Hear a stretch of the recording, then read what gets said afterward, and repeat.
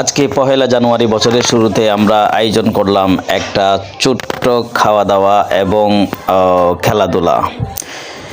আমাদের রান্না চলতেছে, আমাদের বন্ধুরা সকলে মিলে রান্না চলতেছে, সবাই সহযোগিতা করছে একসাথে, আমরা একসাথে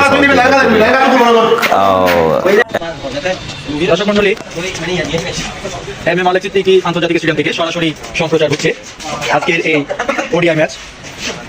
আজকে 3 দিনের সিরিজে যারা জয়ী হবেন তারা এই ট্রফির মালিক হবেন। আর অল্প কিছুক্ষণের মধ্যেই এম এ মালিক আন্তর্জাতিক স্টেডিয়ামে খেলা শুরু হতে যাচ্ছে। দেখছেন আন্তর্জাতিক মানের যেই খেলোয়াড়, ওরা বিভিন্নভাবে প্রশিক্ষণ নিচ্ছে। কে হবে বিজয়ী, কে হবে ট্রফির মালিক। পাস করে এই ট্রফিটা সবার জন্য খেলা চলছে।